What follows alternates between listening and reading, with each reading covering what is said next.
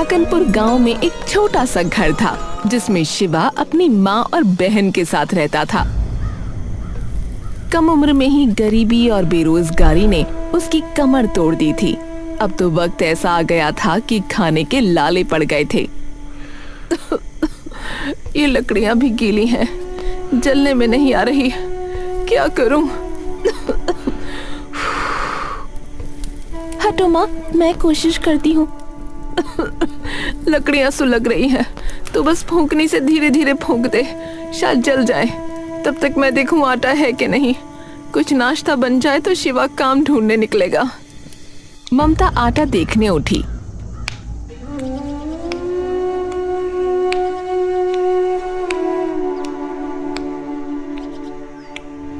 तो उसने देखा कि शिवा एक मूर्ति जैसे बैठा हुआ है। ए शिवा, क्या हुआ? तू ऐसे क्यों बैठा है? माँ मैं कुछ भी नहीं कर पा रहा हूँ। माँ, मेरे जिंदा होने का क्या ही मतलब है बोलो, जब मैं इस घर में एक पैसा तक ना ला सकूं तो। मेरे निकम्मेपन के कारण आज तुम सब लोग 2 वक्त के खाने को भी तरस रहे हो। माँ, अरे तू कैसी बातें कर रहा है? तू कोशिश कर तो रहा है ना। अरे माँ, कोशिश से घर नहीं चलता है। पूनम, ए पूनम, चूल्हा बुझा दे, घर में कुछ नहीं है। बिना वजह के लकड़ी बर्बाद मत कर बहन। पर हम लोग खाएंगे क्या? इस सवाल से घर में ऐसा सन्नाटा सा छा जाता है जैसे वहाँ कोई रहता ही ना हो। और फिर वो सन्नाटा टूटा ममता की खांसी से, और ममता ने खून थूक दिया। माँ, आप ठीक तो हो? हे भगवान, माँ आप ठीक तो हो ना? मैं भी कैसा भागा बेटा हूँ, अपनी माँ का इलाज तक नहीं करवा सकता। बहुत बुरा बेटा हूँ मैं, बहुत बुरा। अरे मैं ठीक हूँ, बस ये तो यूं ही हो जाता है कभी कभी। शिवा अपने आप में ही घुट रहा था। उससे बर्दाश्त नहीं हुआ और वो बाहर निकल गया।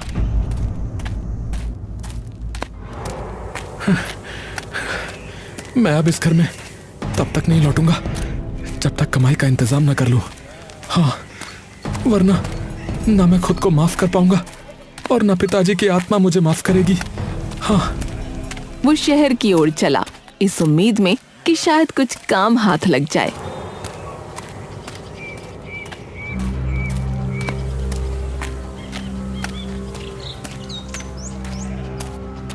पर शहर तो जैसे किसी और ही धुन में चलता है।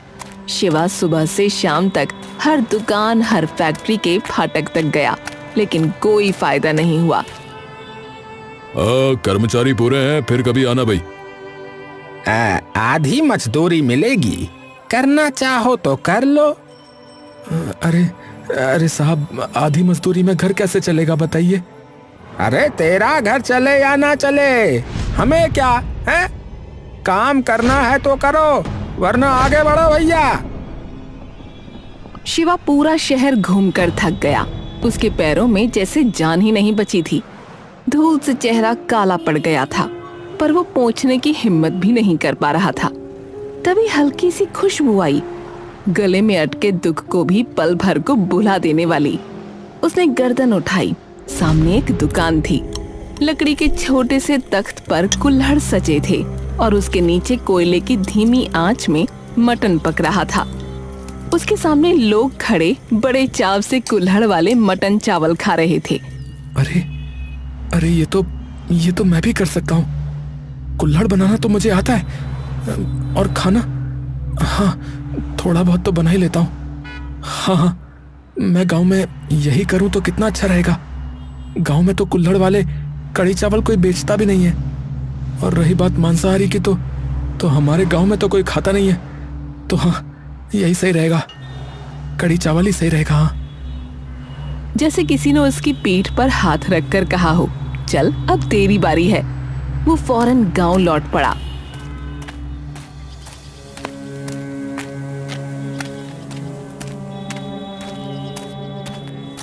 हाँ, अगर ये काम चल गया ना तो शायद माँ का इलाज करा पाऊंगा और फिर पूनम की शादी भी करा पाऊंगा। और क्या पता किसी दिन ये घर फिर से घर जैसा बन जाए।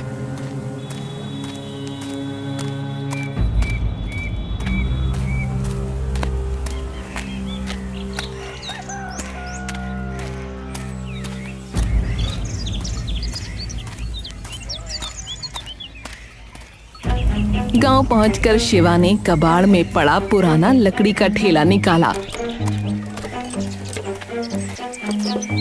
किनारे ठीक किए।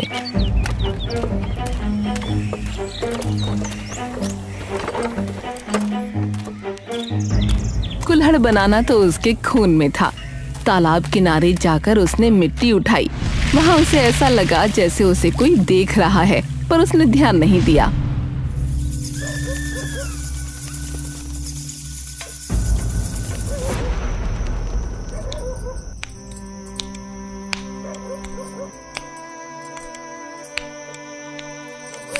भैया, रात के 2 बज रहे हैं, सो जाओ ना। अरे बहना, तू सो जा। देख, मेरी तो नींद उड़ चुकी है। अब ये तभी आएगी जब घर में पैसे आएंगे। तू सो जा, मेरी फिक्र मत कर, सो जा। शिवा, इतना मत थक बेटा। ऐसा क्या हो गया? इतनी रात गए तू कबाड़ में लगा पड़ा है। अरे माँ, आप भी सो जाओ ना। कल की सुबह कुछ अलग होने वाली है, देखना। बस अपने बेटे को आशीर्वाद दो माँ। मैं कढ़ी चावल बनाकर बेचूंगा कल से। वो तो हमेशा तेरे साथ है, पर कढ़ी चावल के लिए पैसे कहाँ से लाएगा? माँ, वो मैंने अपनी पुरानी साइकिल बेच दी है माँ। पर भैया, सिर्फ कढ़ी चावल कौन खाता है? यहाँ गांव में लोग कढ़ी चावल के साथ पुदीने की चटनी पसंद करते हैं। दोनों बनाना। पुदीने की चटनी? अरे हाँ, अरे वाह बहन, ये तो तूने बहुत अच्छा सुझाव दिया। मेरी समझदार बहन, कितनी अच्छी है तू।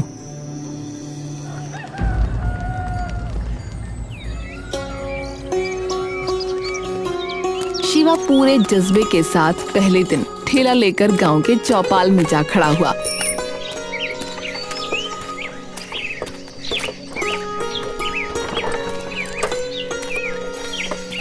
ठेला चमक रहा था। कुल्हड़ कतार में सजे थे। कढ़ी की खुशबू उबलते ही उड़ने लगी। लेकिन लोग आए, ठेले को देखा और बिना रुके निकल गए।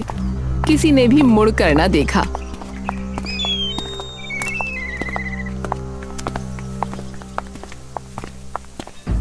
अरे कोई आ क्यों नहीं रहा है? बहुत देर हो गई। शायद मेरे कढ़ी चावल में वो बात नहीं है। तभी 2 लड़के आए।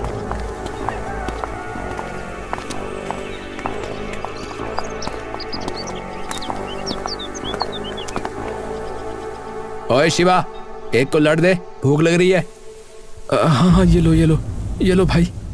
शिवा ने कुल्हड़ लिया और उसमें पहले चावल डाले और ऊपर से कढ़ी, साथ में फ्लेवर के लिए पुदीने की चटनी।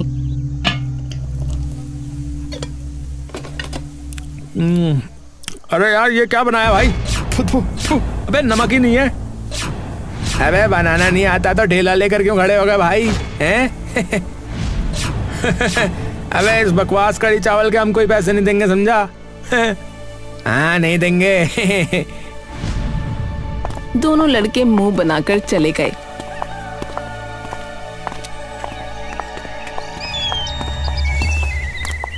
पर शिवा हारने वालों में से नहीं था।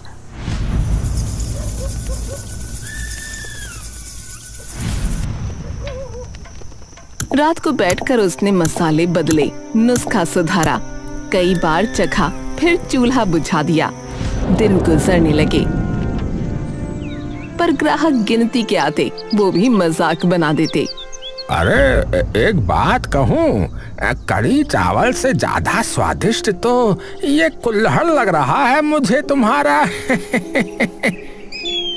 एक काम कर भाई, तू कुल्हड़ी रख ले और खाना फेंक दे, कैसा रहेगा है? शिवा हंस देता, पर अंदर से रोता रहता। पैसे आ रहे थे, पर लागत से कम, कोई फायदा नहीं हो रहा था।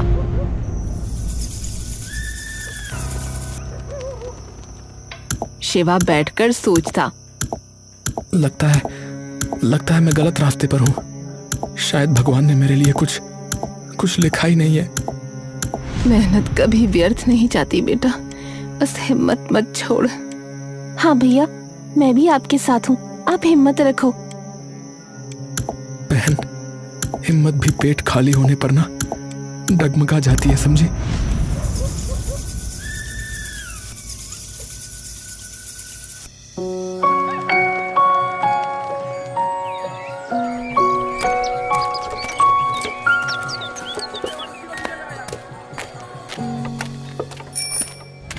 शिवा के इन्हीं बुरे दिनों में एक दिन गांव का जमींदार धर्मपाल हंसता हुआ आया, जैसे कोई खुशखबरी लाया हो।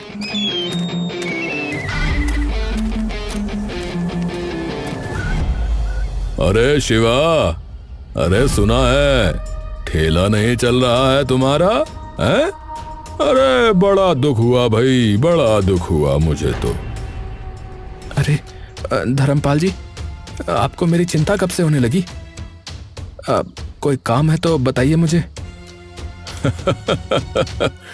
काम? अरे वो छोड़ तू, जरूरी बात सुन मुझसे। देख, घुमा फिरा कर तो मुझे बात करने की आदत है नहीं। बात ये है कि मुझे जो है ना, तेरी बहन पूनम बड़ी पसंद है भाई। तो तू एक काम कर, पूनम को मेरे साथ ब्याह दे, बदले में मैं तेरी गरीबी मिटा दूंगा भाई।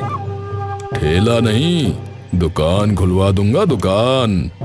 अरे जिंदगी सेट हो जाएगी तेरी, वरना तेरी अभागी बहन से ब्याह कौन करेगा रे? शिवा के तन बदन में आग लग गई। वो गुस्से में चिल्लाया, वे धर्मपाल के बच्चे, मेरी बहन कोई चीज नहीं है समझा, जिसका मैं सौदा करूं। सोच ले लड़के, नहीं माना तो गरीबी तेरे घर को खा जाएगी, समझा? निकल निकल यहां से, अगली बार यहां कदम रखा तो अच्छा नहीं होगा, समझा? तू मुझे धक्का देगा, मुझे धक्का देगा हैं? मैं तेरी बहन। धर्मपाल आगे कुछ बोलता उससे पहले ही शिवा ने उसे मारना शुरू कर दिया, और बहुत मारा। भैया छोड़ दो इसे, मत मारो, छोड़ दो शिवा, मत मारो इसे।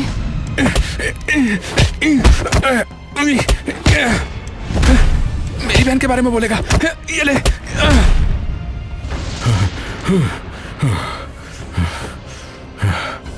अब देखता हूं कैसे जीता है तू। बच के रहना शिवा, तू तो गया। अबे जा, चला जा, वरना और पिटेगा, समझा?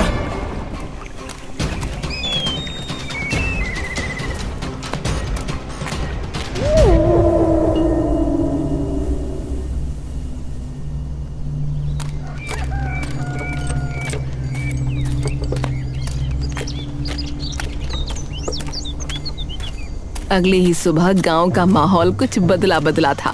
हवा में वही लोग थे, पर चेहरों पर नई खामोशी। अरे आओ आओ, कुल्हड़ वाले कड़ी चावल खाओ।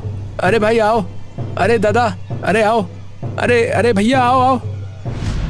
अरे भाई दूर रहो शिवा के ठेले से, धर्मपाल ने मना किया है। हाँ भैया, मैंने भी सुना, वो कह रहा था कि जिसने भी खरीदा ना इसके ठेले से, उसकी जमीन नीलाम करवा देगा भैया। भैया तुमने सुना कि नहीं सुना भैया? शिवा ठेले के पास अकेला खड़ा लोगों की सारी बातें सुन रहा था। उसे अपने किए पर पछतावा नहीं था, लेकिन ठेले पर सन्नाटा उसे खल रहा था। ये धर्मपाल बिल्कुल सही नहीं कर रहा है। और ये लोग इतना डरते क्यों हैं उससे? वो भगवान है क्या? चाचा मुझे कड़ी चावल दे दो। हाँ हाँ बेटा, आओ आओ। अरे चल यहाँ से, घर नीलाम करवाएगा क्या? चल।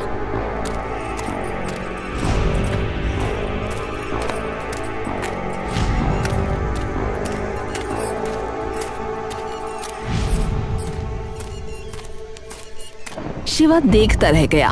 पूरा दिन उसके ठेले पर एक भी ग्राहक नहीं आया। घर में नमक, दही, चावल सब खत्म हो रहा है, और माँ की दवा भी। ऐसे कैसे चलेगा, ऐसे कैसे चलेगा? कुछ सोच शिवा, क्या करूं? धर्मपाल से माफी मांग लूं क्या? नहीं, मैं ऐसा नहीं कर सकता। मेरी आत्मा गवाही नहीं दे रही है, मैं ऐसा नहीं कर सकता। उस दिन वो कढ़ी चावल लेकर ही घर आ गया।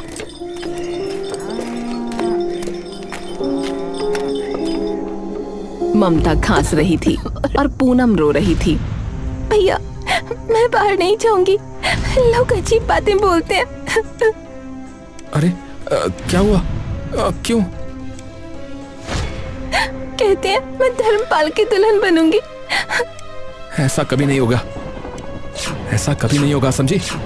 तो चुप हो जा। पर आज उसके चक्कर में बिल्कुल कमाई नहीं हुई, माँ की दवाई भी नहीं ला पाया। बेटा शिवा, दवाइयाँ छोड़ दे, मैं ठीक हूँ। अरे माँ कैसी ठीक हो, कहाँ ठीक हो? हैं? शरीर हिल नहीं पा रहा है आपका। मैं ठीक हूँ, मैं ठीक हूँ। कोई बात नहीं। अगले दिन भी कोई ग्राहक नहीं आया।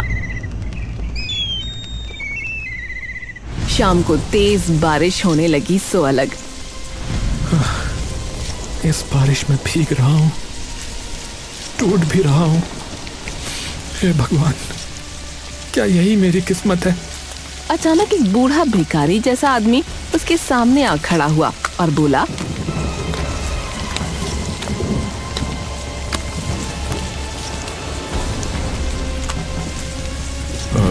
बेटा, बेटा कुछ खाने को मिलेगा?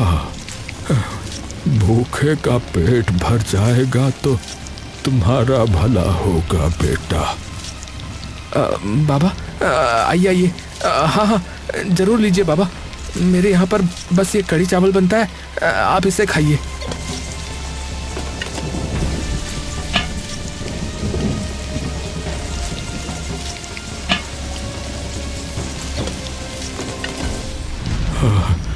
हाँ बेटा, जो है वही दे दे बेटा गरीब को।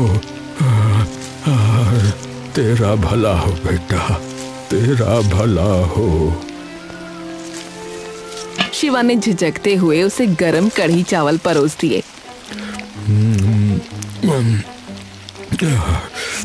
अरे वाह, तुम्हारे हाथ की मिट्टी सोने जैसी है बेटा। सोने जैसी? क्यों गरीब के साथ मजाक करते हो बाबा?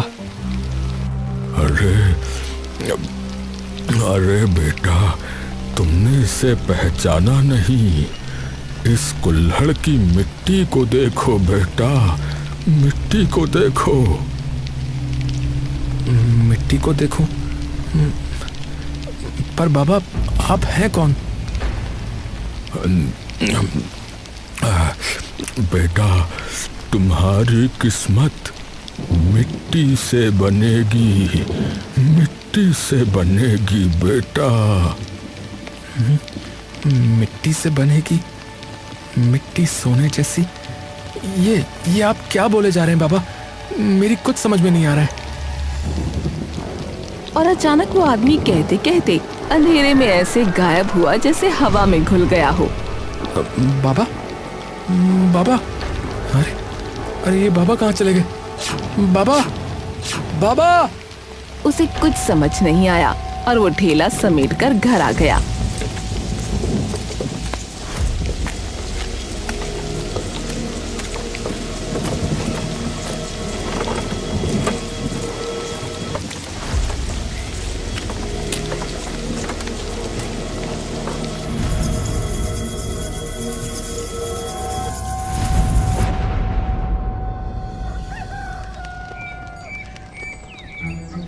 अगली सुबह शिवा मिट्टी लेने गया तो ढेर में कुछ चमकता दिखा।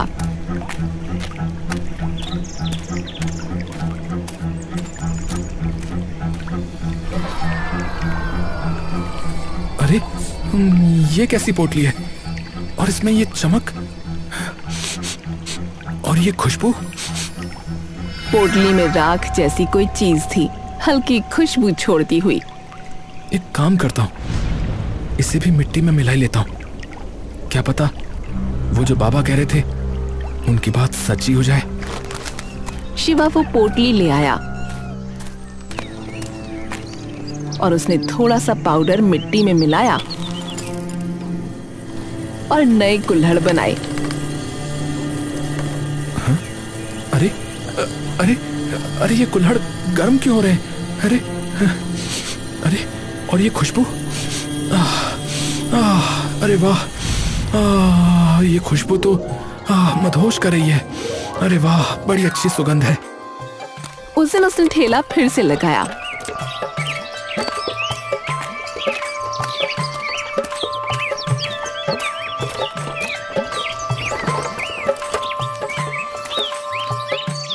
लोग पहले दूर रहे पर खुशबू ने उन्हें खींच ही लिया। अरे अरे भाई वाह, क्या खुशबू आ रही है भैया। कहाँ से आ रही है? अरे शिवा के ठेले से। चलकर देखता हूँ।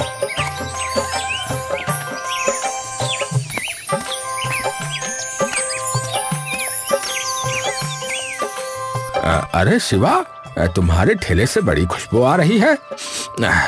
अरे ये कुल्हड़ तो हाथ में लेते ही गर्म हो रहा है। अरे इसकी महक अलग ही दुनिया की लग रही भैया, बड़ी अच्छी खुशबू है भाई। ए भैया, एक जरा मुझे भी दे देना भैया। क्या लगा रहे हो? मुझे भी दे दो। हाँ हाँ, सबको देता हूँ, बस 1 मिनट।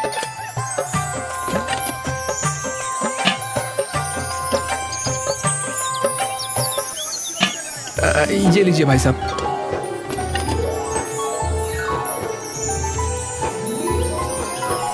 ये आपका। शिवा की आंखों में महीनों बाद उम्मीद चमकी। हो ना हो, ये उन बाबा का ही आशीर्वाद लग रहा है मुझे, जो कल आए थे। शिवा के घर के हालात सुधरने लगे। ममता का इलाज सही तरह से होने लगा, लेकिन ये खुशखबरी ज्यादा देर छुपी न रही। धर्मपाल तक बात पहुंच गई। क्या लोग मेरी धमकी के बावजूद उसके ठेले पर जा रहे हैं, और वो भी पहले से भी ज्यादा। वो फल फूल रहा है, मैं इस बार इसे जड़ से उखाड़ दूंगा, जड़ से। उसकी आंखों में गुस्सा था। वो कुछ खतरनाक काम करना चाहता था, जिससे वो शिवा को दोबारा उठने की हिम्मत न करने दे। उसने एक दोपहर ये मौका ढूंढा। उसने देखा कि पूनम खेतों के रास्ते लौट रही थी।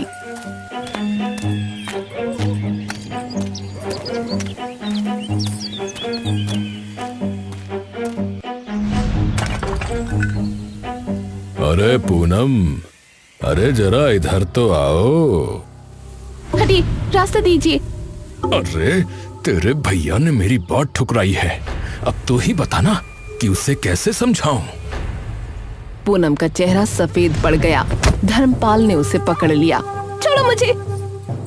हे, समझा देना अपने भैया को कि मुझसे न टकराए और इस गांव से भाग जाए, वरना अंजाम समझ गई ना? चल चल जा अब। वो बिना पीछे देखे दौड़ी और घर पहुंचते ही रोने लगी। माँ, वो मुझे रोक रहा था माँ। हे भगवान, ये आदमी अब बच्चों पर भी नजर डाल रहा है।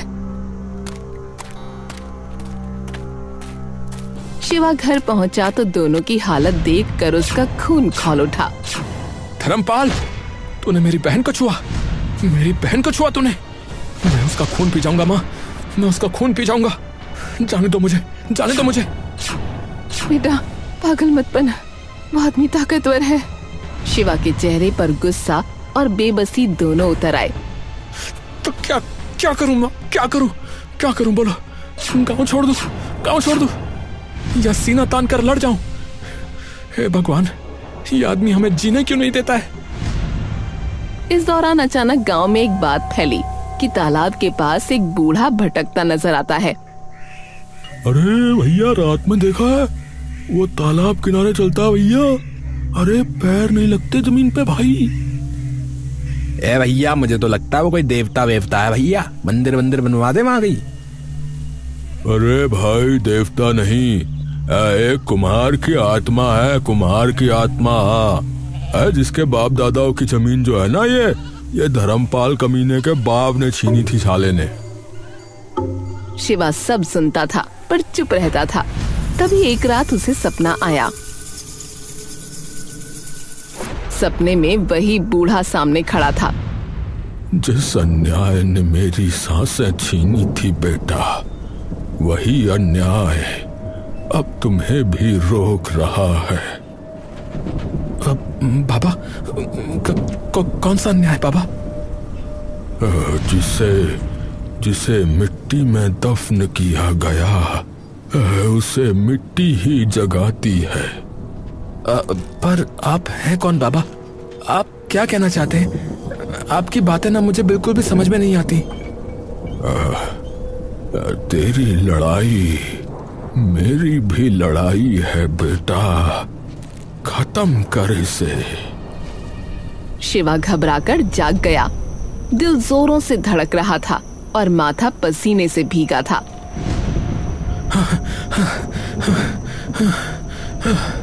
मेरा ठेला, वो मिट्टी और ये बूढ़े बाबा, सब जुड़ा हुआ है। क्या मैं सही रास्ते पर हूं या फिर मैं किसी और खेल में फंसा हुआ हूं?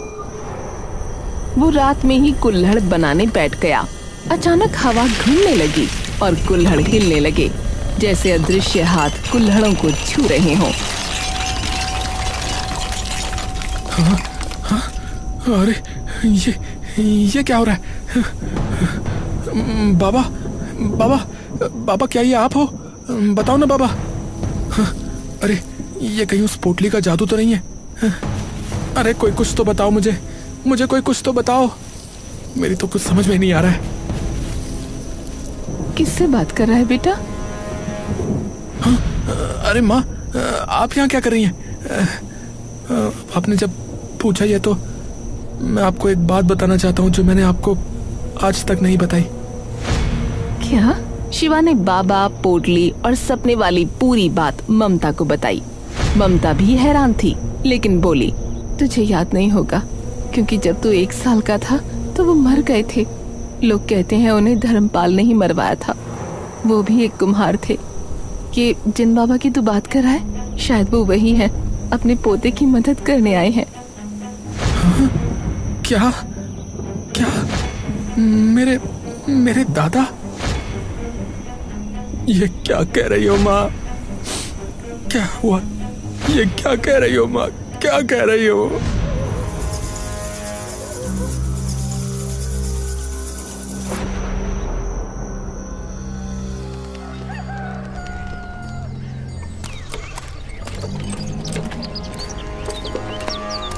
और फिर हिम्मत जुटाकर उसने सुबह ठेला लगाया। भीड़ उमड़ पड़ी। अरे भैया, ये स्वाद जो है ना, ये पहले कभी मिला ही नहीं भैया। अरे भैया, मेरे लिए 4 प्लेट लगाना भैया, 1 मेरे लिए और 3 मैं घर ले जाऊंगा भाई।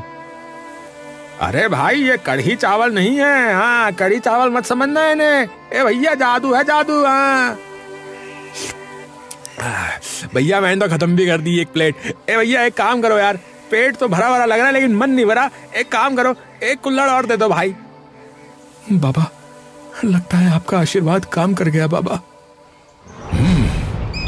एक कुम्हार का लड़का मेरी बराबरी करेगा, मेरी धर्मपाल की।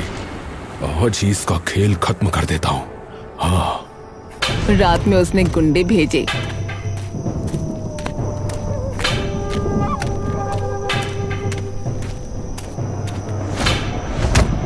उसका ठेला तोड़वा दिया। सब बर्बाद हो गया। गुंडे चले गए और शिवा घुटनों पर गिर पड़ा। हे भगवान, हे भगवान, मेरी मेहनत, मेरे सपने, ये आदमी सब छीन रहा है, सब छीन रहा है। मैं क्या करूं भगवान, क्या करूं? तभी अचानक तेज हवा चली। टूटी मिट्टी से वही चमकदार राख उठने लगी। राख आसमान में घूमती हुई चमकी, मानो कोई अदृश्य शक्ति उसे बुला रही हो। ये क्या हो रहा है? ये क्या हो रहा है? कहीं ये कोई संकेत तो नहीं है? बाबा, बाबा, क्या आप मुझे रास्ता दिखा रहे हैं बाबा? मुझे इसके पीछे जाना चाहिए। वो तालाब की ओर चल पड़ा।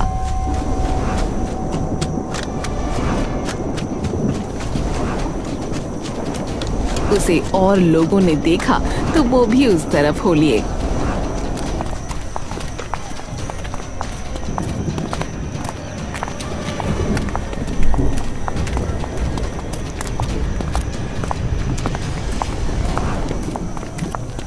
धर्मपाल सबको देखकर हैरान था। अबे ओए, अबे कहाँ जा रहे हो बे तुम लोग? निकम्मे कहीं के सब। ए धर्मपाल, शिवा के साथ जा रहे हैं। के साथ जा रहे हैं। हाँ, शिवा के साथ जाएंगे। अरे हम शिवा के साथ जा रहे हैं। हाँ, शिवा के साथ जा रहे हैं। सबके सब साले पागल अजीब लोग हैं इस गांव में, गवार कहीं के। देखता हूं मैं भी कहां जा रहे हैं ये आखिरकार।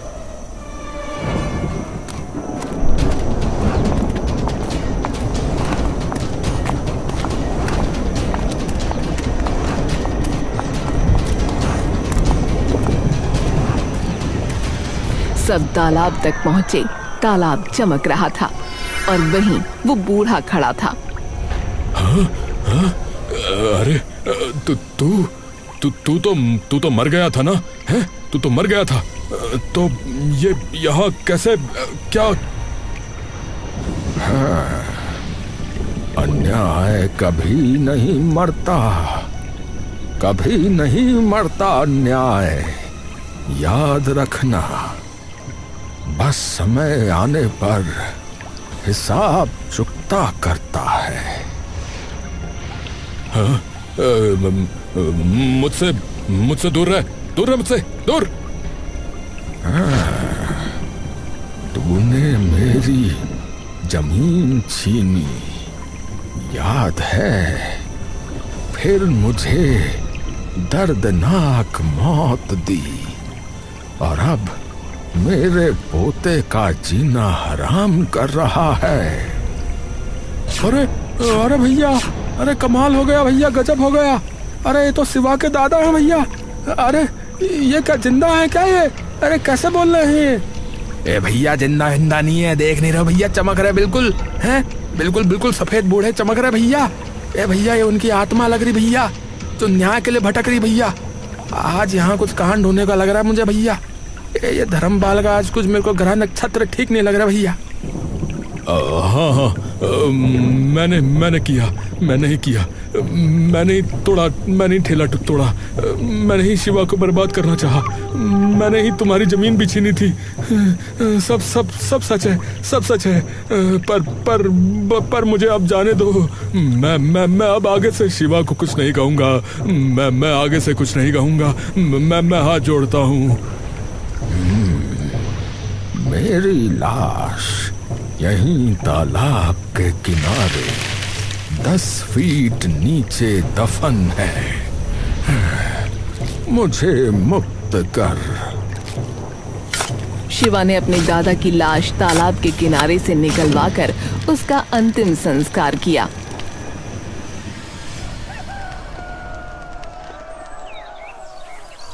और फिर अगली सुबह पंचायत में फैसला हुआ।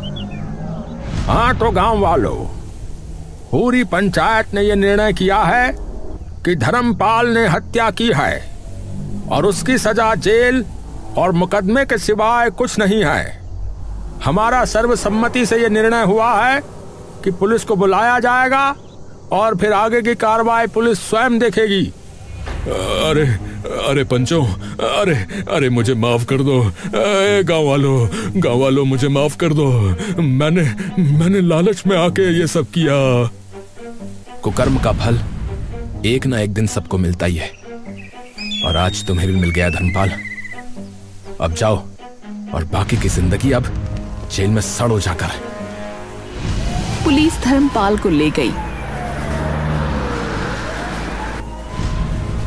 और कुछ ही दिनों में शिवा ने अपनी दुकान बना ली। कुल्हड़ वाला कढ़ी चावल, मिट्टी का वरदान। वाह शिवा भाई, ये नाम तो खुद कहानी है भैया। भीड़ उमड़ पड़ी। दुकान पर रौनक थी, घर में खुशहाली। पूनम और ममता के चेहरे पर मुस्कान लौट आई। शाम को शिवा तालाब पर गया।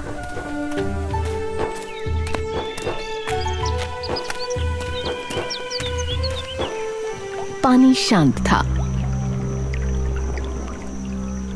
बाबा, बहुत बहुत धन्यवाद। आपकी मिट्टी ने मेरी जिंदगी बना दी बाबा।